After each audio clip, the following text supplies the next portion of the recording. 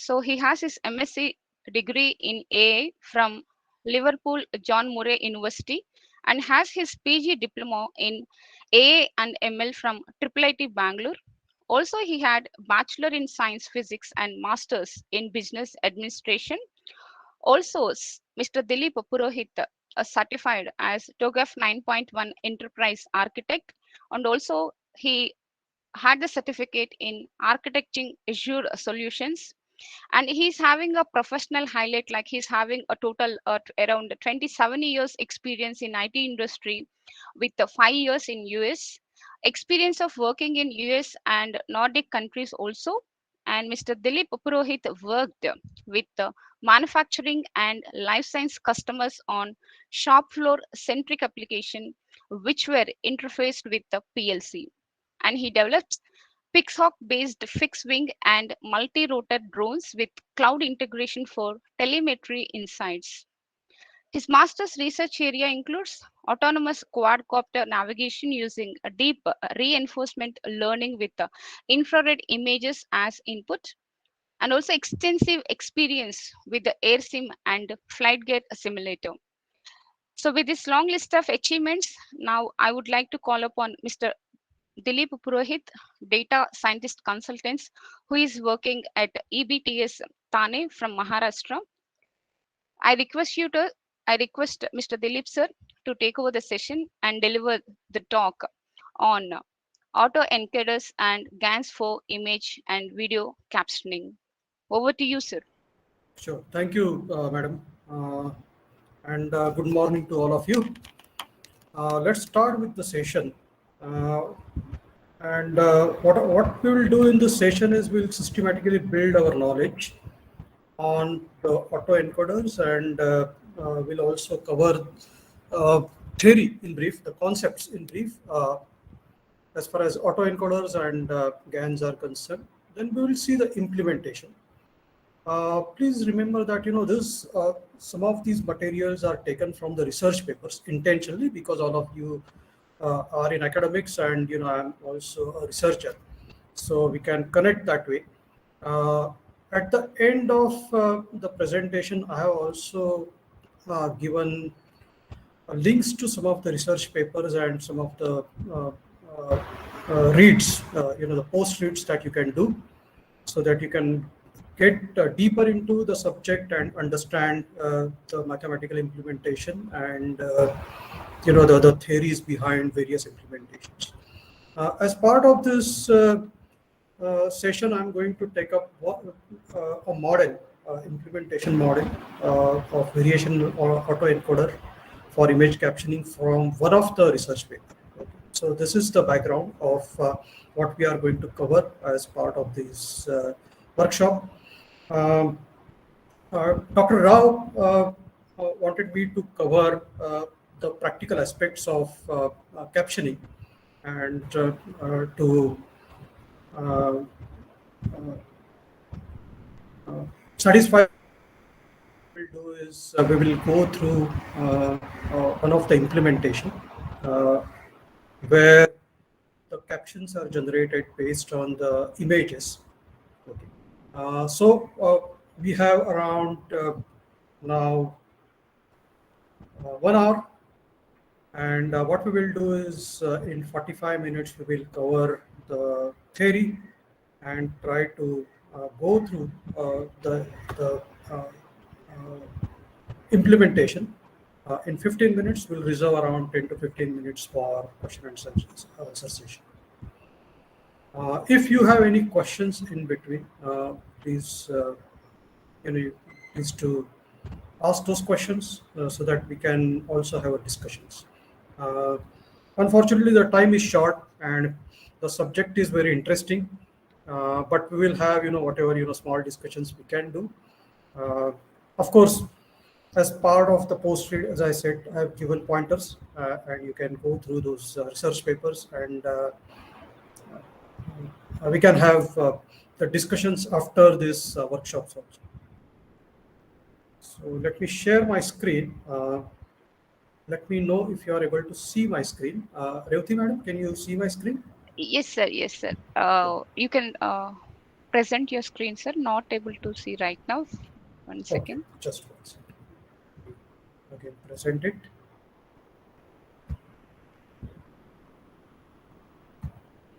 You have not yet shared your screen, Yeah, yeah. sir. No, no, I'm sharing it. Okay, yeah.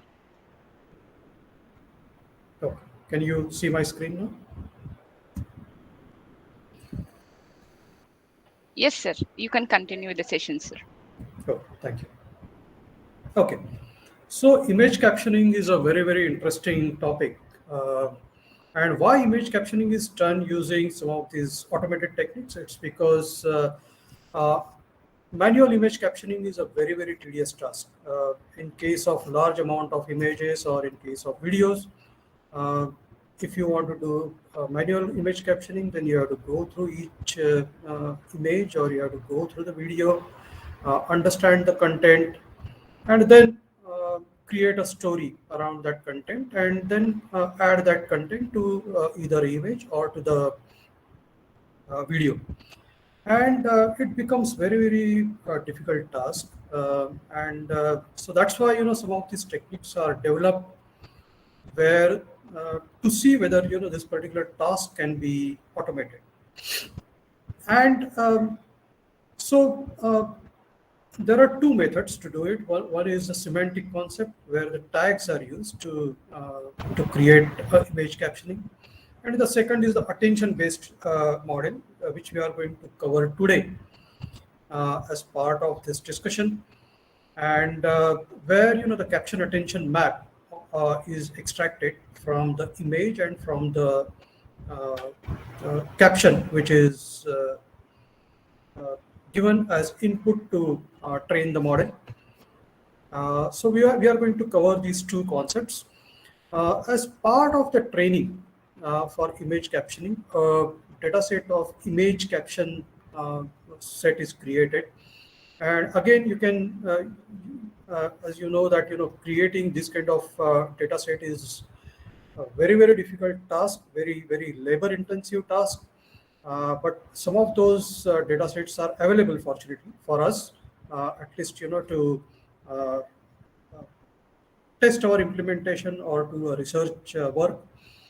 And I have also added some of those data sets as part of this presentation, which I'm going to share with all of you post the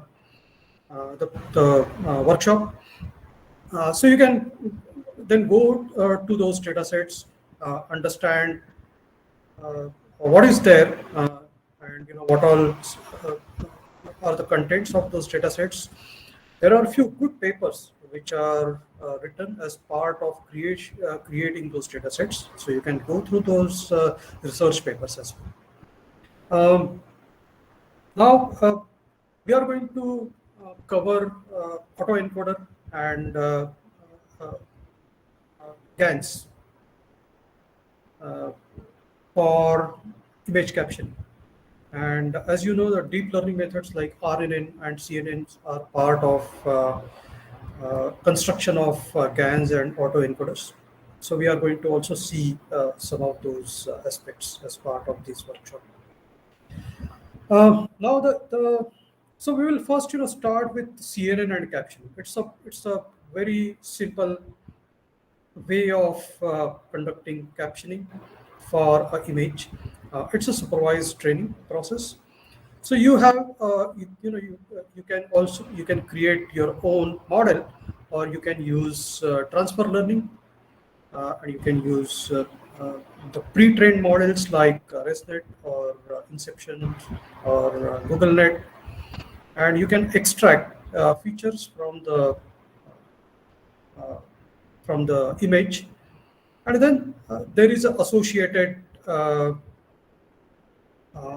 caption string, which is given as part of the data set. So you extract the features from the image, and then you create a word vector from your sentence. And then you input the word vector and uh, the image vector to RNN, which can be either LSTM or long and short term memory model, or GRU, which is gated recurrent unit uh, model.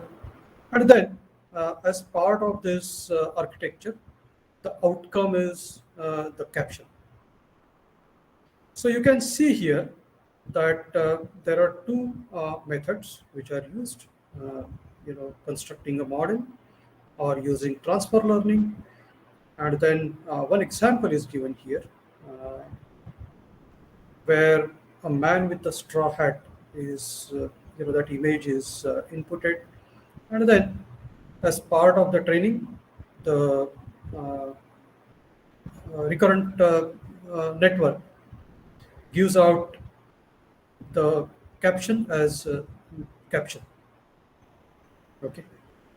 And you know that as part of the word vector processing, or word to vector processing, you can use multiple techniques like skipgram, one hot coding, or you can use Google word to vec framework.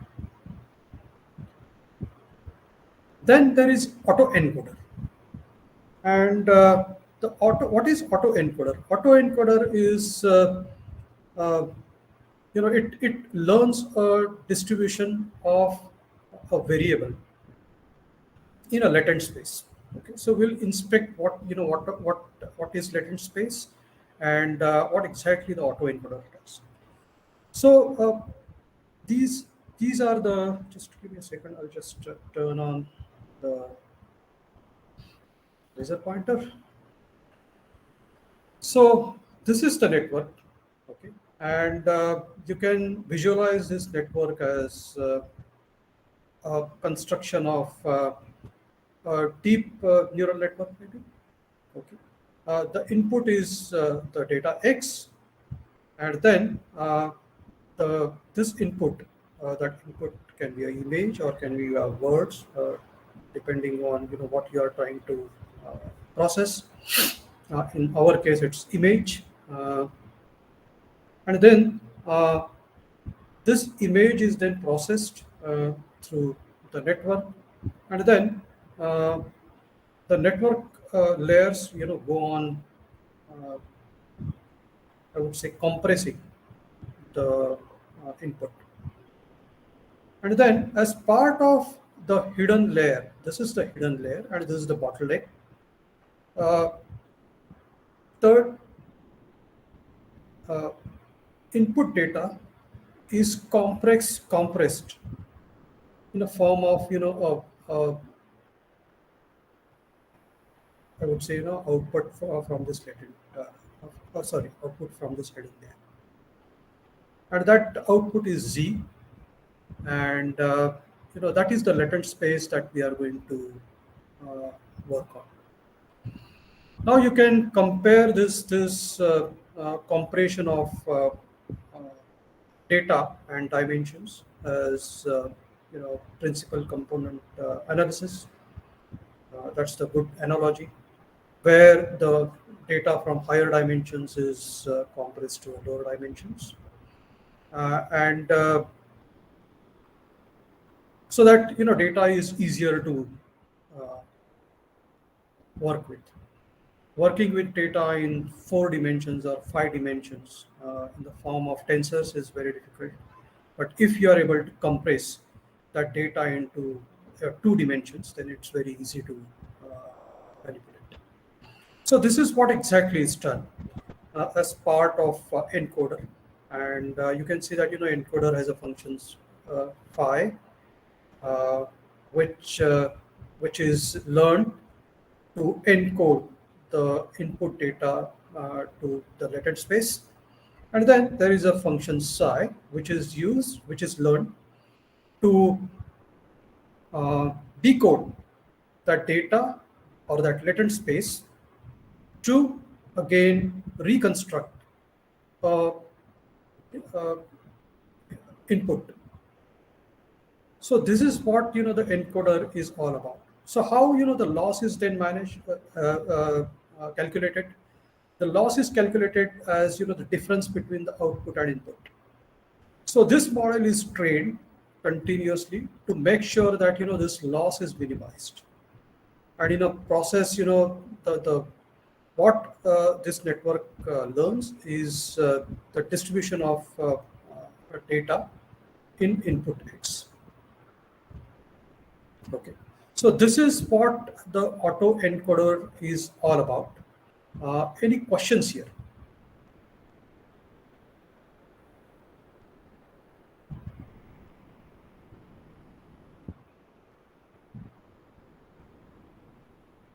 Okay. So we'll move to the types of autoencoders. And so there are three types: denoising autoencoders, where static is given as input to the training data, and then the idea is to reconstruct the original image. The loss is calculated between again the reconstructed image and the original image, and there is a back propagation of weights, and that's how the encoder learns as to what is the noise in the data. And then after the autoencoder training is done, you can use that model to remove the creases, and uh, so you can remove all that noise from the images. Then there is a sparse encoder where this hidden layer is larger than the input and output layer. Okay. And the idea is it's a regularization method to avoid model overfitting, and so that's why the sparse autoencoders are constructed. And then there is a variational encoder, and variational encoder is based on the Bayesian statistics and Bayes theorem, where the posterior probabilities of uh, the output are calculated, and then that's how the output is generated.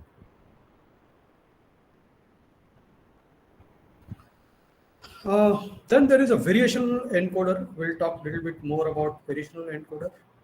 It is proposed, this theory is proposed by Kingma and Resende in 2013. As we discussed, it is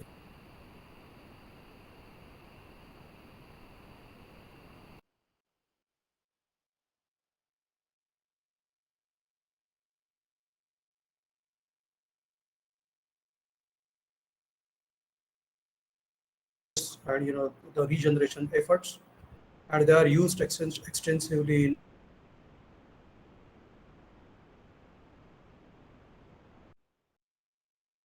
the reinforcement learning area.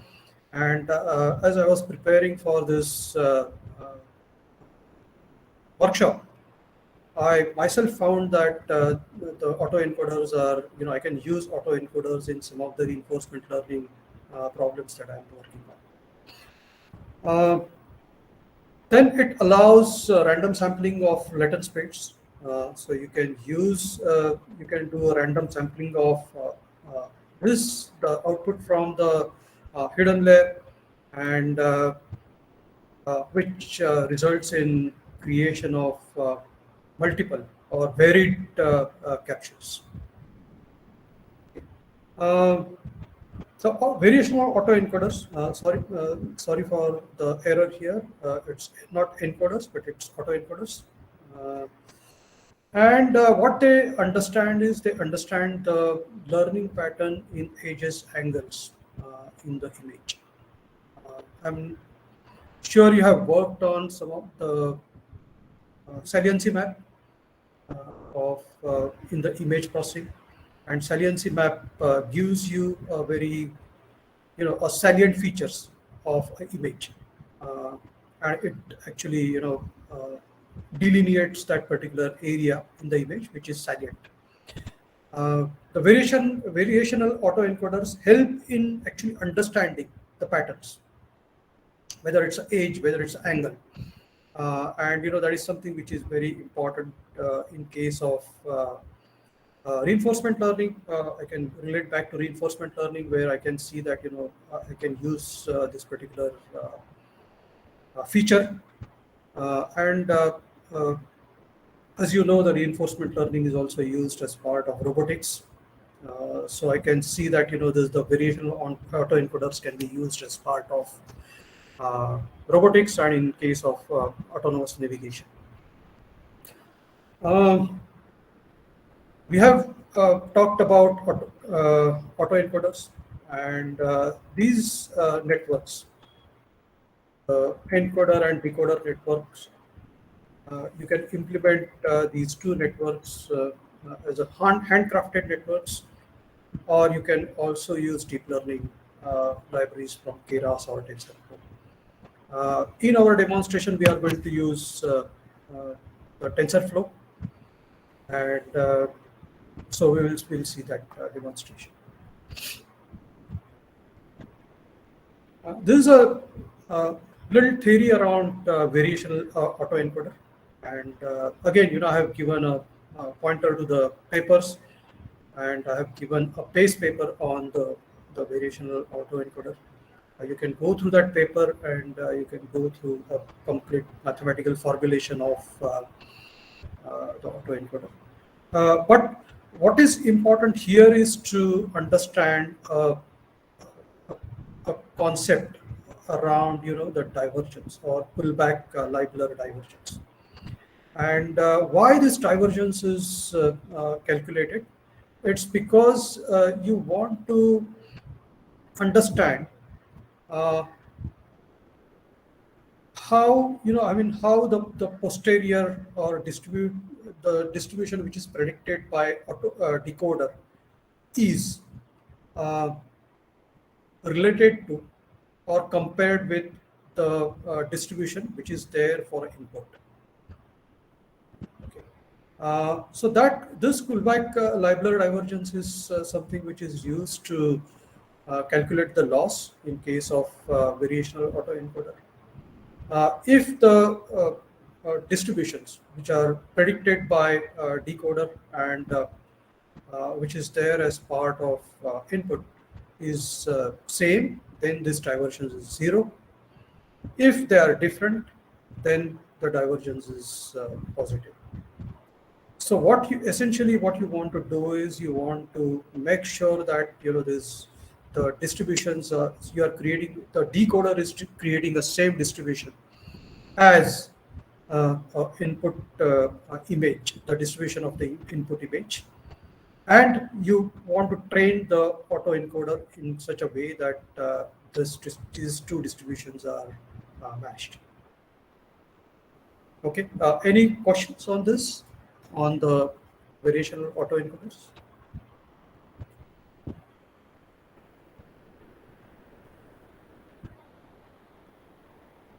Okay.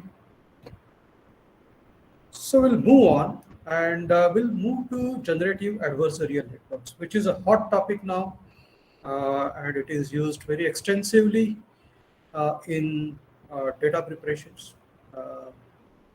Automated data preparation is, as all of you know, is a very, very difficult activity. And GANs can be used very effectively to generate a data set. What is the fundamentals behind GAN? It's called Turing learning. And Turing test is the test where there is an evaluator, and then there is a machine, and then there is actual person behind the scene, and they are interacting on the using you can say a chat kind of interface. Uh, the humans do not know each other. The evaluator does not know whether the chat message which she is getting is from a machine or from a human. Okay, and then for the evaluator asks a question, and then the answer is provided either by a machine or by a human. And then evaluator checks whether the answer is good enough? Is it close enough, or is it not close enough? Uh, and this test is something which is implemented as part of GAN. The similar fundamental is implemented as part of GAN. We are going to see the GAN architecture shortly and the GAN details shortly. Uh, Now, one of the GANs are very efficient in case of generative models as compared to variational or autoencoders, but they are very very difficult to work with. They require a lot of data. They are resource intensive. Sorry for that. They require a lot of resource. They require a lot of GPU and RAMs to process the data. And these are some of the uh, issues with using GAN. So if you are going to implement GAN, make sure that you are using a good hardware footprint to train your model. There is a variation of autoencoder and GAN called VAE GANs, and the lot of information is available uh, in the form of research paper or papers in case of VAE GANs. Generative adversarial network is again, the fundamental behind it is the game theory and a zero sum game. As you know, in case of game theory, there are multiple players, and those players are playing a game with each other. That game can be economic negotiations. That game can be contract negotiations.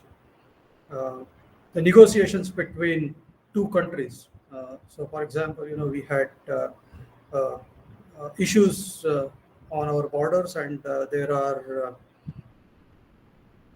meetings of uh, director of military operations, DMOs, and they discuss with each other. That's a game thing. And then what they want to do is they want to arrive at a certain conclusion and make sure that their interests are satisfied. And then there is a concept of zero sum game, and that zero sum game says that in any game, uh, the sum of the outcomes is zero. Either in case of win-win situation, that outcome is divided. In case of win-lose situation, uh, one party loses the whatever the interest, and the other party gains something. So same thing is implemented as part of GANs, and we are going to see how. This is the GAN architecture, a simple GAN architecture, where uh, there is a generator and then there is a discriminator. Okay, generator generates fake images, and discriminator then gets that images from generator, compares it with the training data set, and comes up with a prediction. Okay, and that prediction is whether the image which is generated by generator, is it fake or is it real? Again, the discriminator here, the way implementations are done is it tries to learn the distribution. It's not image to image comparison. It checks whether the distributions are in sync. They are matching. So that's what the discriminator tries to do. So generator tries to create fake images and try to fool the discriminator, and discriminator makes sure that it is not getting fooled. Uh, okay, and that's where the generator and discriminator loss comes into the picture.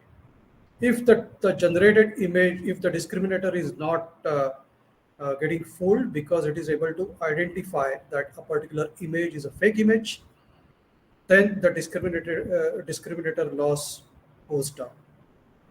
If the generator is able to generate a fake image and full discriminator, then the generator loss goes down. Okay. And this is the architecture behind the generative adversarial network. In all this, if the generator is smart enough and if it is able to minimize its loss, then it identifies a fake images from generated and make sure that it makes sure that a real image is generated.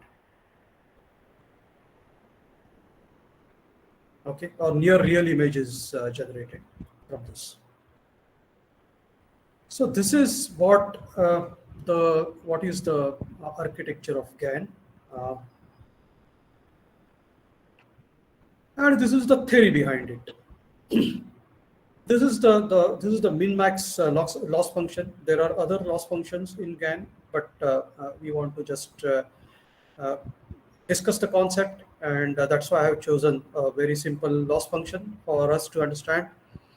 Dx is the discriminator's estimate of the probability that real data instance of x is the data instance of x is real, while d of gx is the discriminator's estimate of the probability that a fake instance is real. Okay, so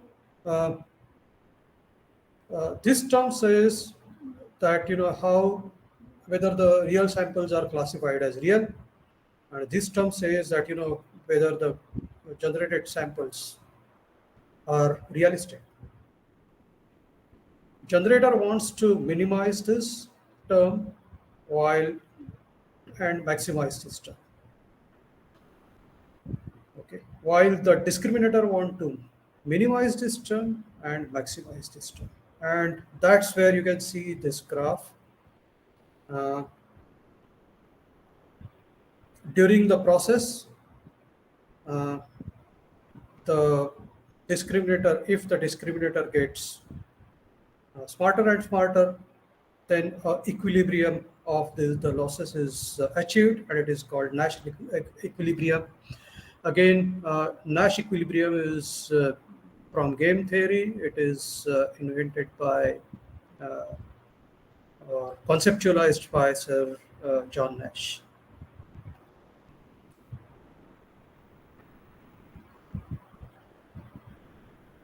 Okay. The issues with GAN, the biggest issue is that if the generator is able to fool the discriminator using a particular image, okay, and there are instances of it, then it is called modal collapse. Then the discriminator is not able to identify or is not becoming smart enough, and the generator continuously keeps on fooling discriminator. Okay. And this is the real problem that is faced as part of GAN training. Then it is very sensitive to structure and parameters. You need to do a lot of hyperparameter tuning to make sure that your GAN is converging. Okay. In some cases, because of this modal collapse, you'll see that there is no convergence of loss. And then big images is issue for GAN training. Actually, big images is issue for any deep learning training, as you know. You need to resize the images to with small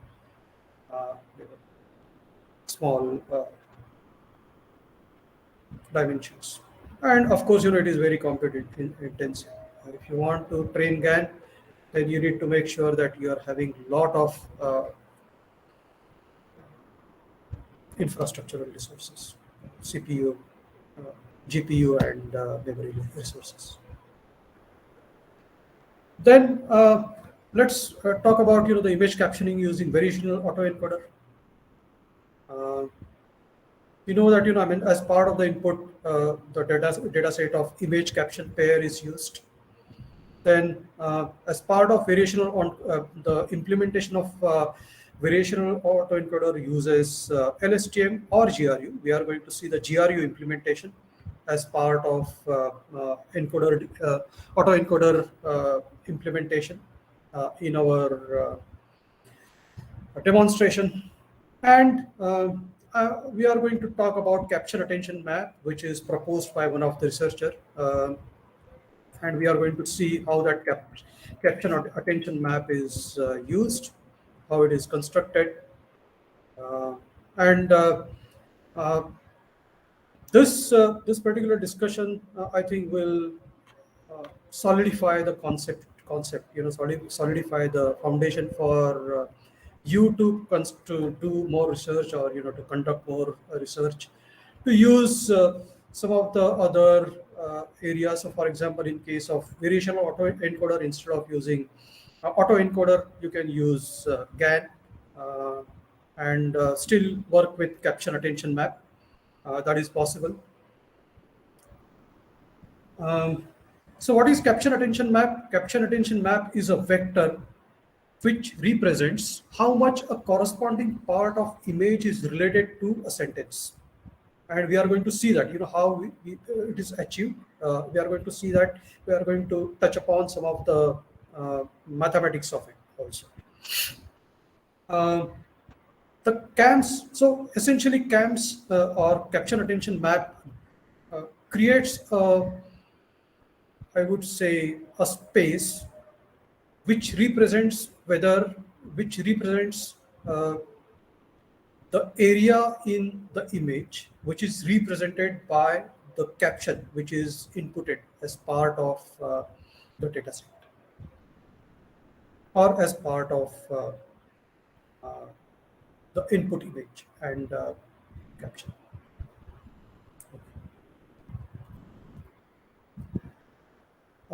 One more concept which is very important for you, and we are also going to see this concept implemented in our demonstration, is the concept of attention.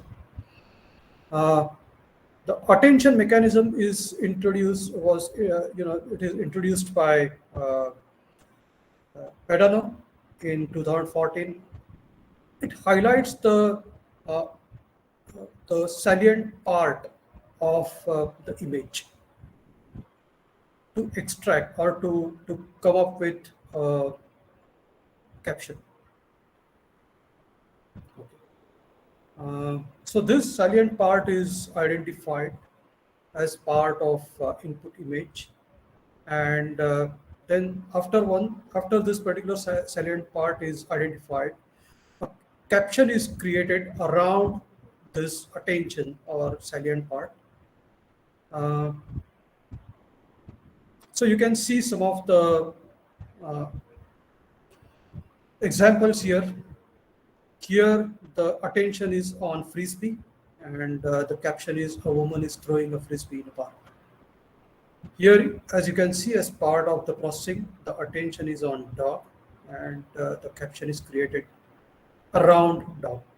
A dog is standing on a hardwood floor.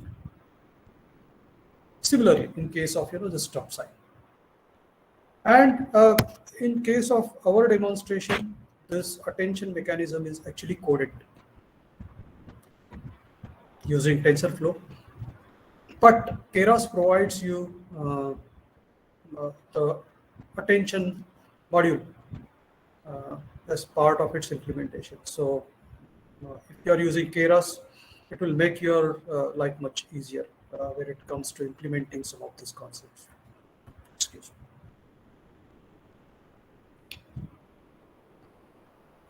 Then,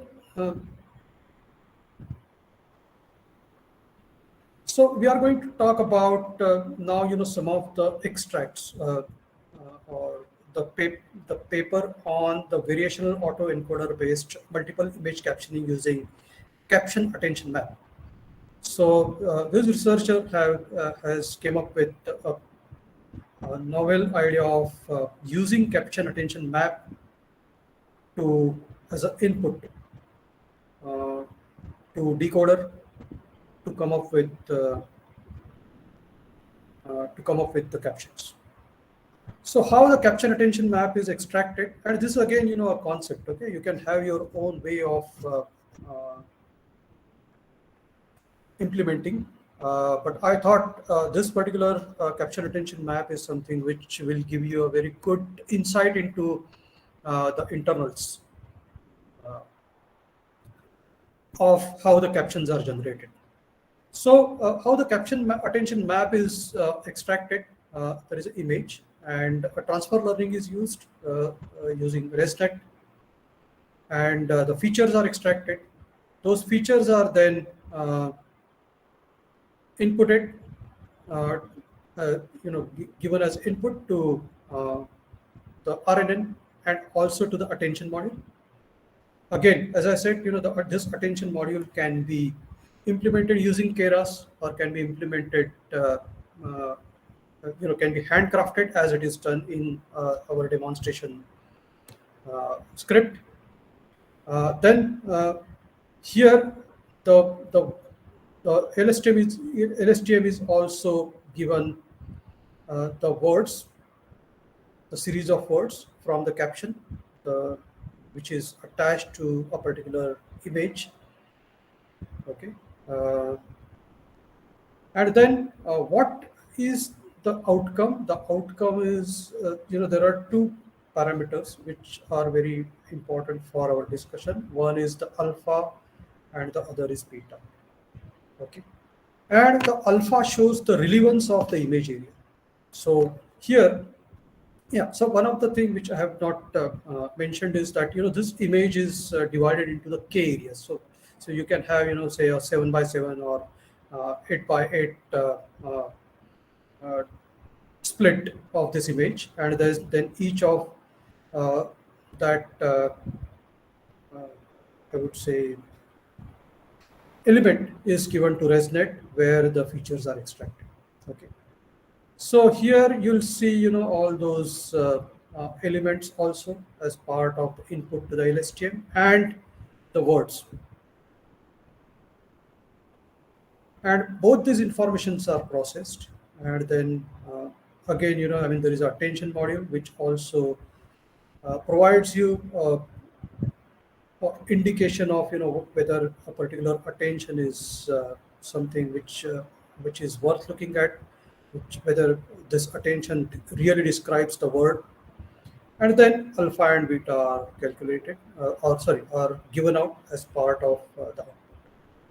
Then alpha shows the relevance of this image area with the word, and beta shows whether a word is descriptive enough to uh, uh, explain a particular image area. So you can see that alpha is the attention of weights or features, and beta is the weight of whether to attend the image or to attend the information which decoder already knows. Okay.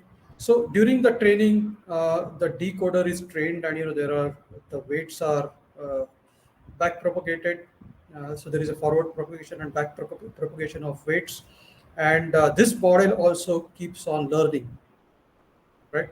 Uh, so this is the output.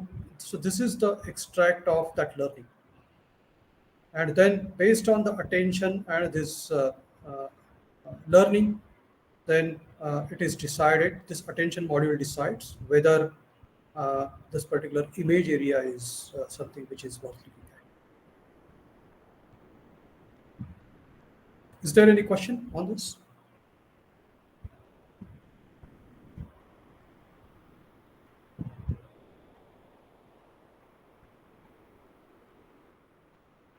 I hope I'm still there. I'm still audible. Yes, sir. Yes, sir. Okay, okay, sorry. So these are the details. Okay, these are the mathematical details. These are the extracts from the research paper itself. But I think these details will give you a good insight into how the caption attention map is extracted. So now you have alpha and beta, and so you calculate, use, and then, these are the outputs from the uh,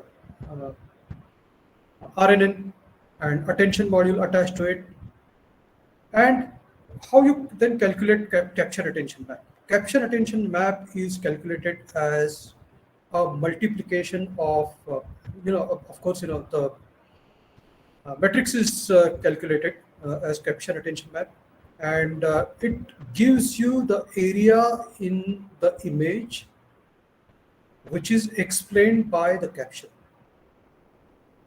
And you can see how it is done. It is alpha into 1 minus beta summed over, the whole extract or whole sentence.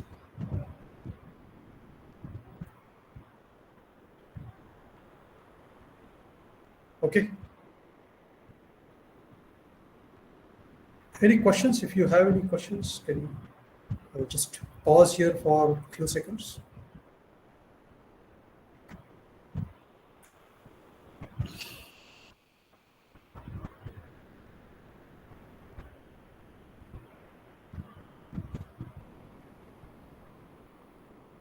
Okay. If there are no more questions, then we'll then see the implementation. How the variational autoencoders are implemented as part of the architecture. So we have talked about, the extraction of capture attention map. Now we'll first, talk about the simple implementation where you have an image, transfer learning is used. Then there is a recurrent neural network, and then there is attention module. From this, the latent space is extracted, and then this latent space is linearized using fully connected layer, and then the linearized latent space is given as input to again, the decoder, where it checks,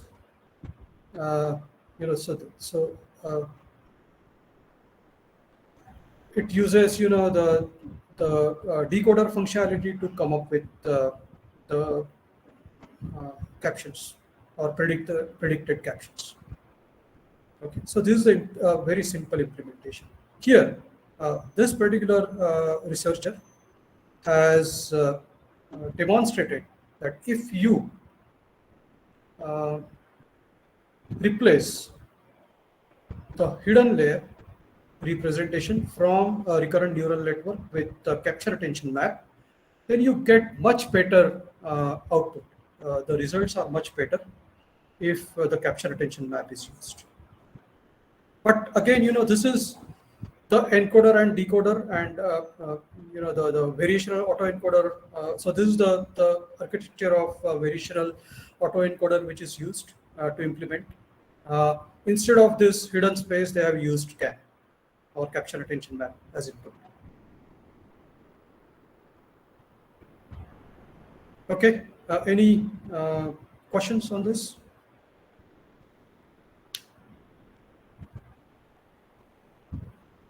Okay, now you can actually use, or you can also try with extraction of capture attention map and using generative adversarial network. Okay, so that's the or you can actually have this as a project for the students, where they are using GAN instead of variational autoencoder to come up with predicted captions. Okay, so these are the captions which are generated by autoencoder with this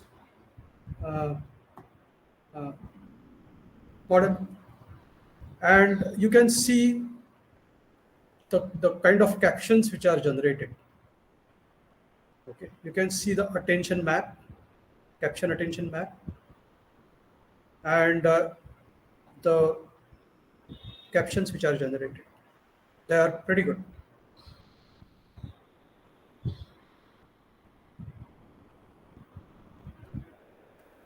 Okay. Again, this process, the training process is called self-supervised learning. It's because it's a the as far as these recurrent neural networks are concerned, they go on learning things themselves, and so this is not really a supervised learning. Of course, you need to give image and the predefined captions as inputs.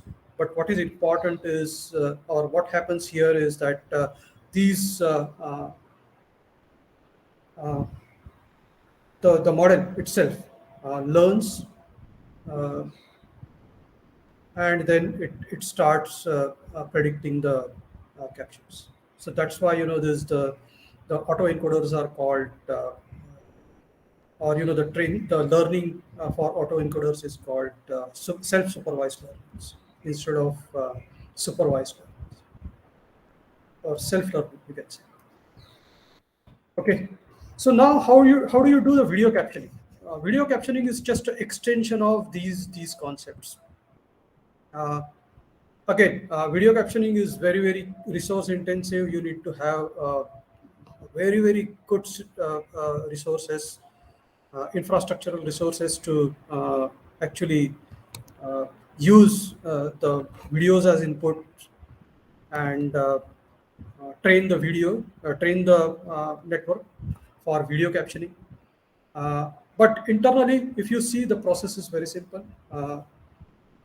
So the video is processed to capture frames, and there you can capture those frames in the form of images.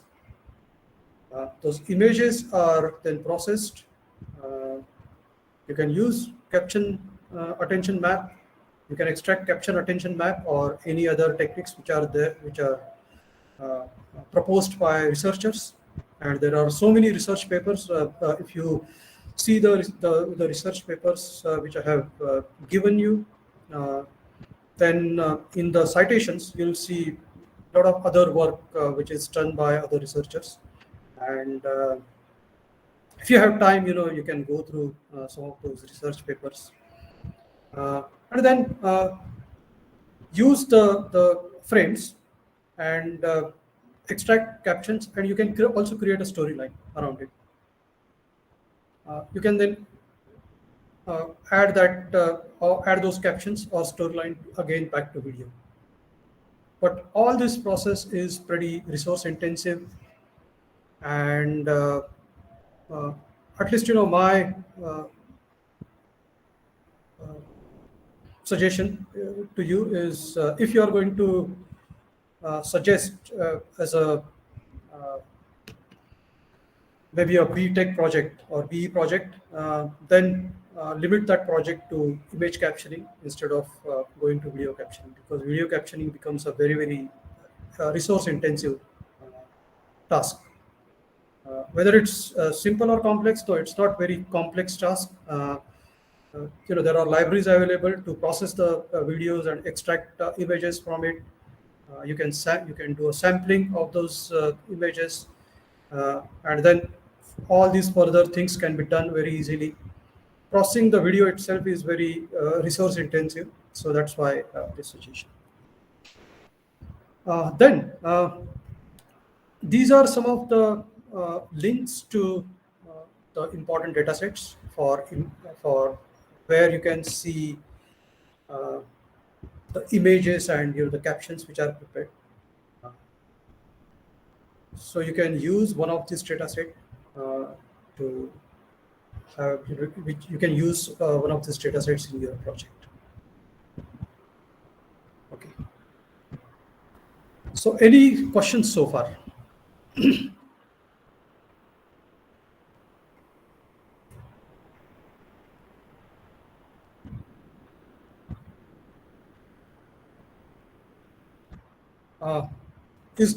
So my question is the theory okay? I mean, are you able to? Do you want me to cover a particular area of this presentation again?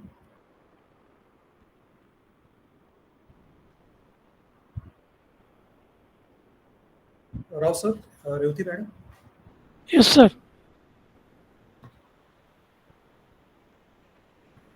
Do you want me to cover any particular area which is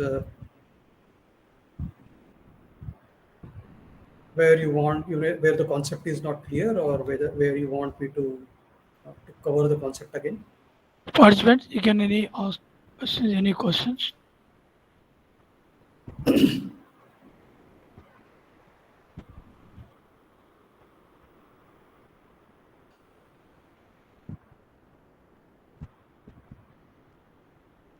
Okay.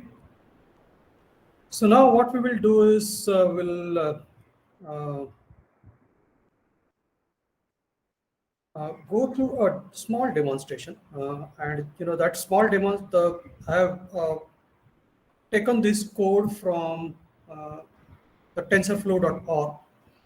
Okay, so it is available on TensorFlow. I have given the link, so you can go to that link, and you can actually download the full Jupyter notebook. What I have done is as part of this notebook, I have provided few comments to make the code implementation more clear. So I have given comments where uh, there is, for example, attention is implemented. Uh, just to make the code more clear, what I'll do is I'll also share this the uh, notebook which I am using with you, so that if you want, you can use the same notebook, or you can go to tensorflow.org and download the notebook. So the architecture is again, auto encoder architecture, where there is a encoder and then there is a decoder.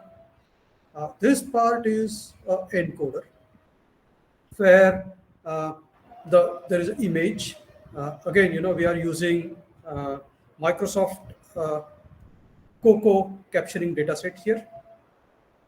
So image from the Microsoft Cocoa database is extracted, and we are going to use Inception version 3 pre-trained model to extract feature maps.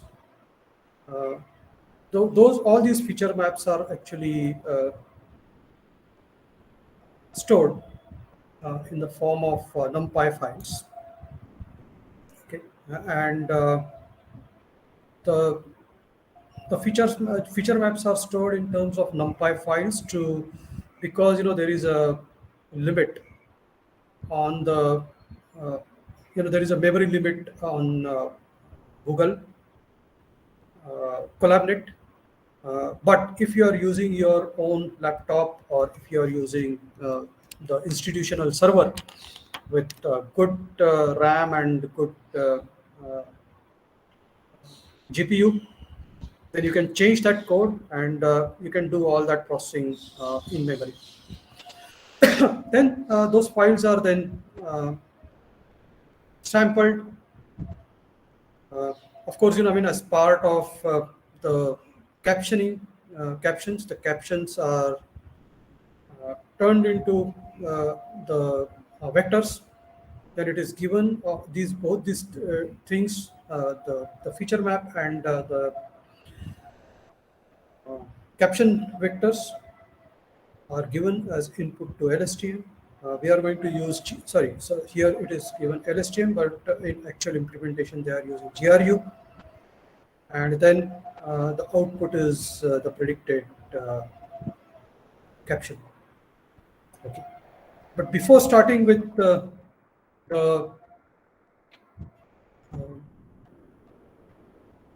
demonstration, it's not a demonstration, actually, it's a code walkthrough. I will just go through the kind of references that I have added, just to make sure that these two slides are not missed. These are important slides uh, because then you can go through some of the base papers because you can see that I have added the base paper for GAN from Ian Goodfellow, and then I have also added the base paper for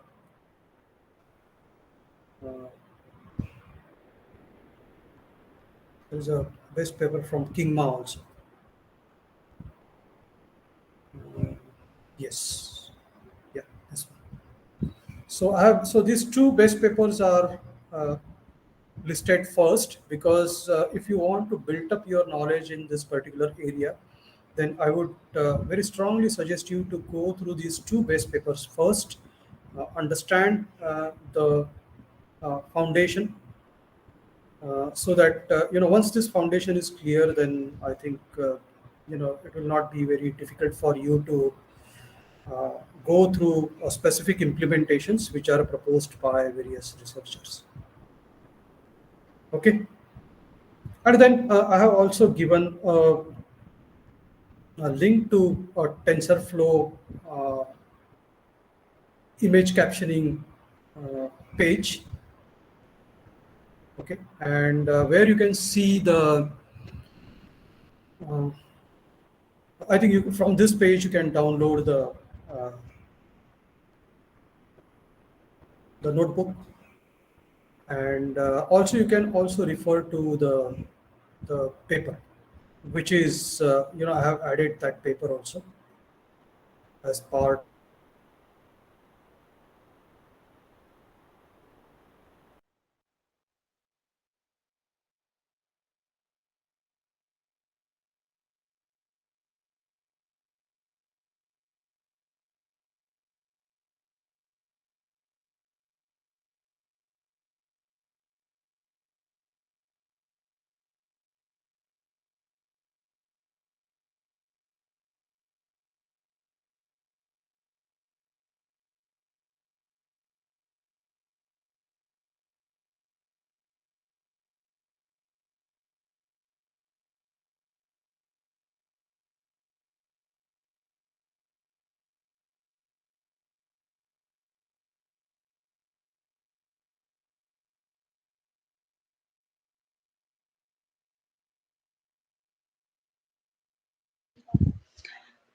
Uh, Sir, your voice is not audible.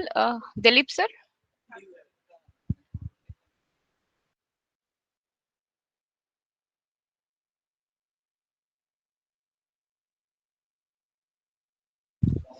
Yeah, dear participant, might be due to, yeah, I'm sir. sorry. Yeah, yeah, I'm yes, sorry. sir. Sorry, madam.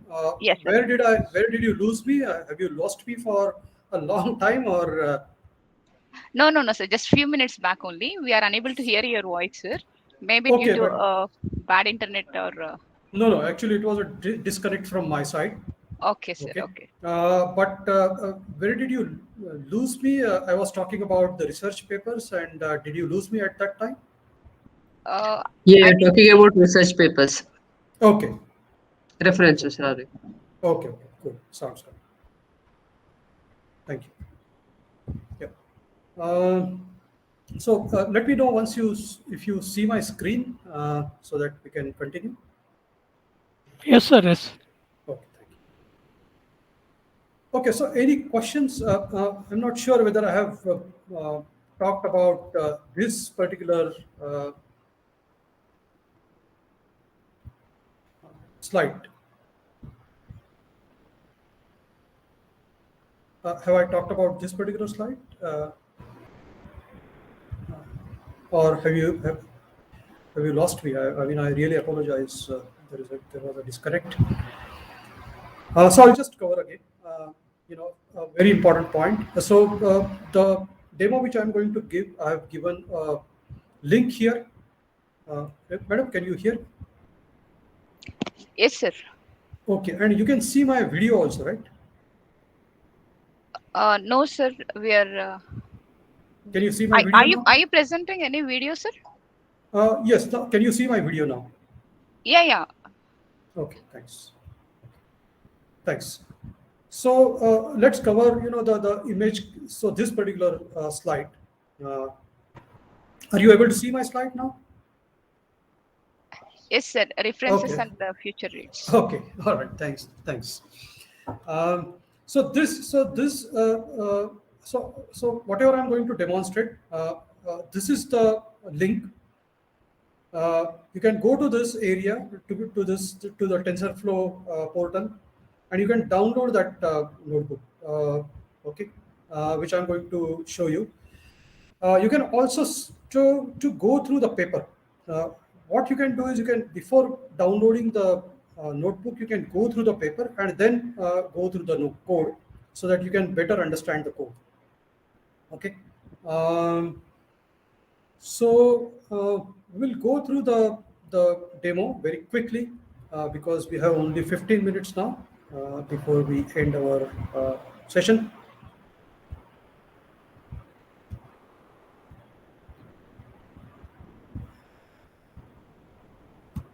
Okay, so this is the uh, notebook, and I used Colab.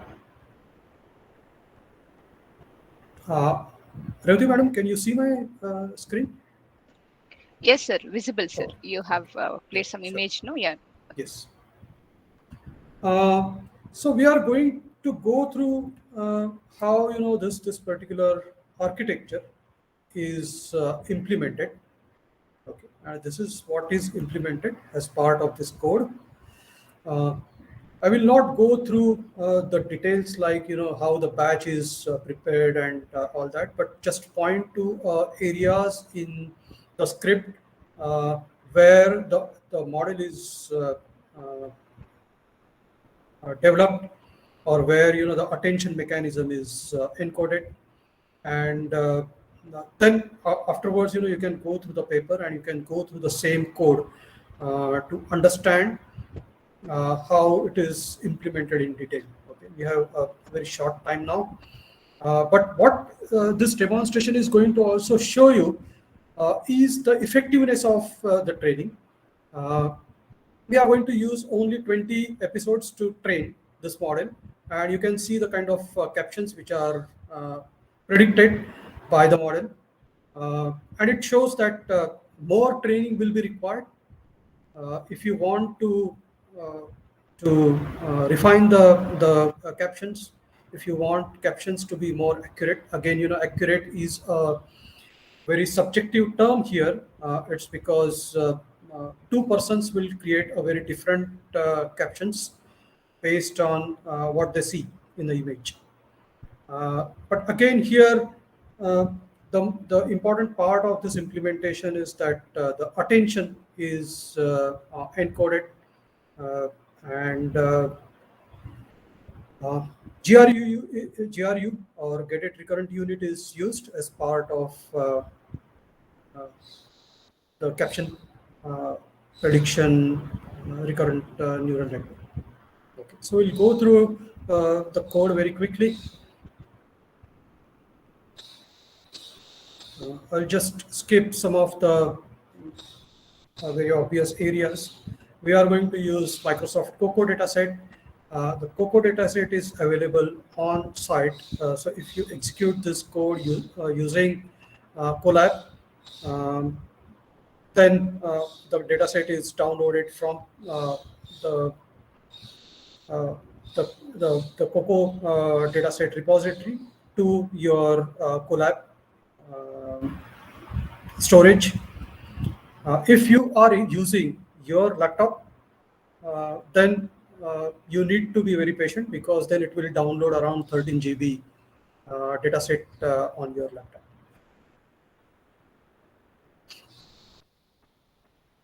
And one more thing is, I would definitely suggest you to use Colab, because Colab will take care of all the dependencies. The so we are going to use TensorFlow, we are going to use other libraries here. So all these dependencies will be taken care of by Colab. Or in your case, you need to first create the environment and then you can execute this code. Okay, and then the once the training data set is downloaded, what this particular script does is it limits the number of captions which we are going to use to 30,000. It's a huge data set. We don't want to use all those images and the captions. Every image is provided with 5 different captions. So different captions are provided for a same image for you to sample and play with the multiple caption inputs. So we are going to use only 30 captions from the data set and the related the respective images. So the 6,000 images, and since each image has 5 captions, we are going to use only 6,000 images and 30,000 captions as part of this training. These are the parameters which you can change as part of your training process or as part of your experiment if you want to. Okay. Then you can see the kind of image that we are going to process. This is just a sample image. Okay. And then the image is sampled using inception. We extract extract the features. Inception version 3 is a pre-trained ImageNet model, and it is used here. If I go back to our presentation here, ResNet is used. So here they are using Inception. Right. And then the features are extracted, and then those features are cached. Those features are then stored into NumPy file. Again, here this is the code which you can change if you have a good memory footprint on your machine or on your server, and instead of dumping those images in NumPy file, you can just use those images from, or use the features from the memory itself. Okay. And then here the captions are tokenized. The tokens or words are extracted. Then we are going to split the data into training and test set. Okay. And I think these are pretty standard processing techniques for model training, right? So if you have any questions, I'll answer those questions. But these are the standard steps that are taken before you start with your training. Of course, one of the things which is not done as part of this script is to do the EDA. Of course, the sample image is displayed, but in case of any project, EDA is done to understand what is the data set, and that EDA is not done as part of this implementation. Then these are the hyperparameters. You define the batch size, buffer size, and the other parameters here.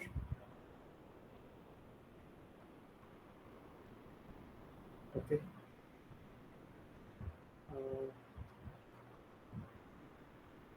And then this is the important part, okay, the model construction. And as part of the model construction, you can see that the class which is created is called BetaNow.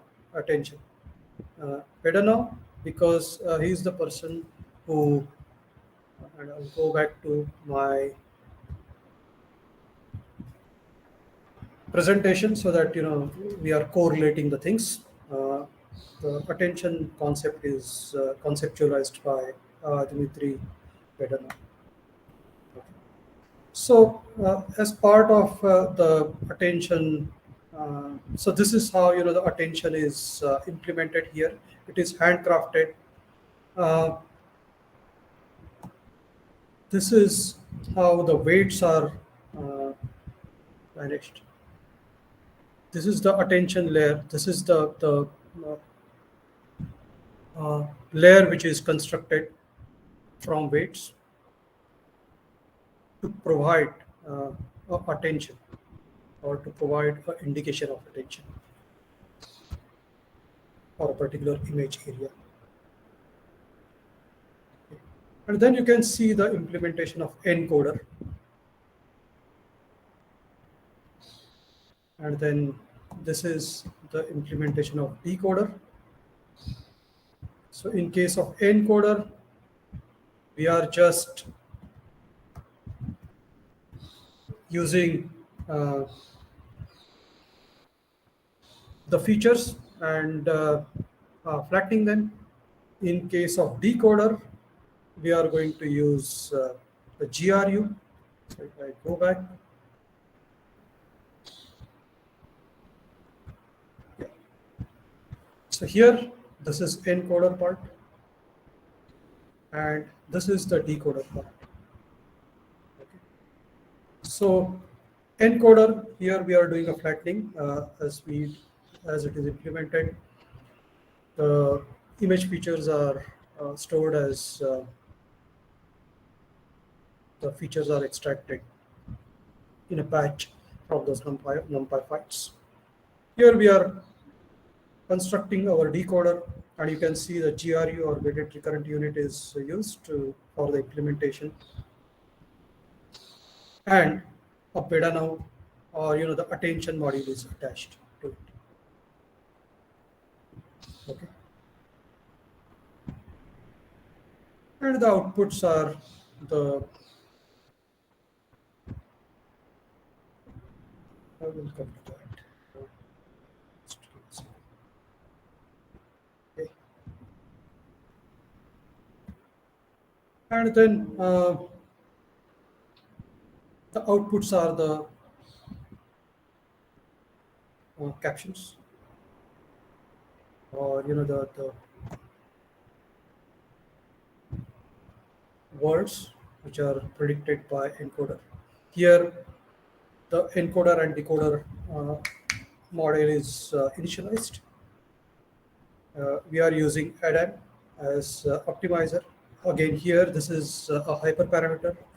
You can experiment with other optimizers as well. You can experiment with SGD or some other optimizer to check its effectiveness on the model performance.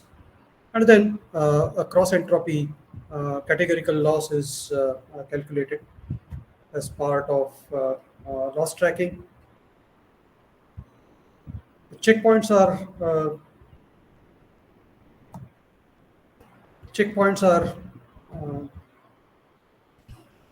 created,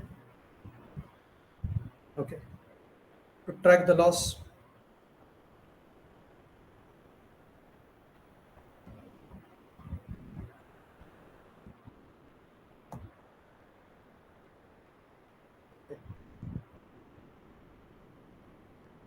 And then the model is trained.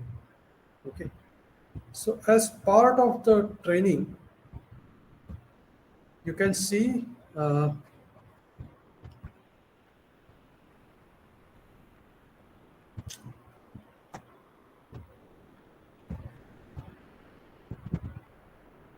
there is a decoder, okay, and then there is a encoder.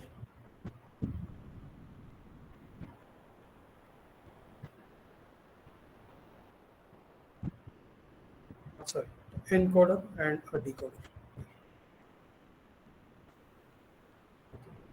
So hidden layer is extracted from decoder, and then the encoder creates a feature vector, and then it is decoded by decoder to output the captions, and a loss is tracked. Now, as far as the attention module is concerned, as we discussed before,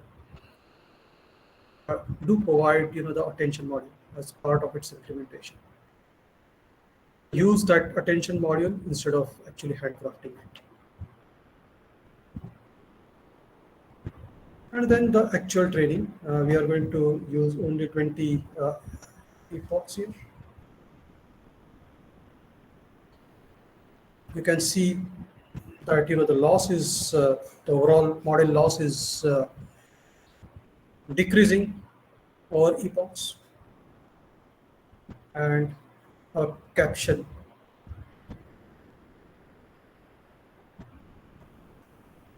And these are the predictions. Okay. Sorry, these are the captions. Sorry, these are the attention maps, which are extracted by the model. And as you can see, the real between the real caption and predicted caption.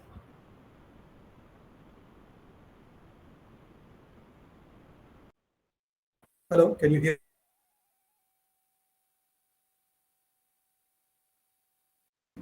Revati madam? Yes, sir. Okay. So as you can see, the girl holding a bottle, other girl looking at a phone. This is the but is a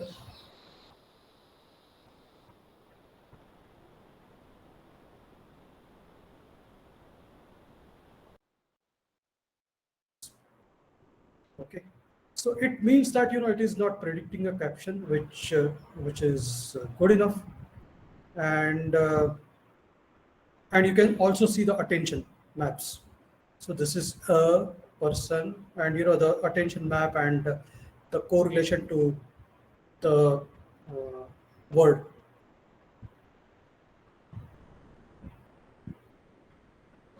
Okay. Here the correlation is much better. Holding. Right. A person. Again, here the correlation is much better. The prediction is much better. But this process, so the more you train the model, the more, and you have a choice of using other, multiple captions for the same image. So you can, shuffle. You can uh, have a random selection of that caption for that image, and create a larger data set out of it.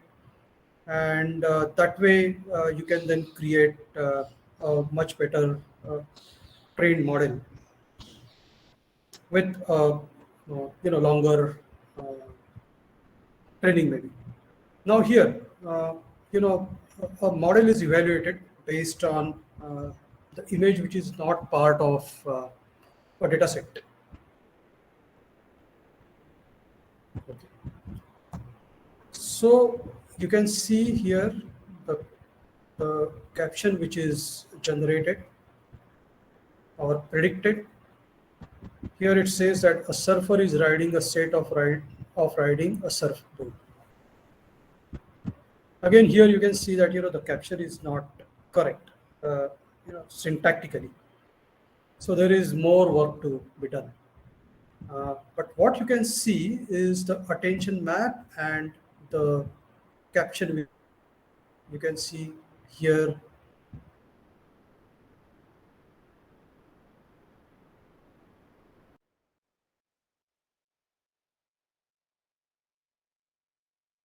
set.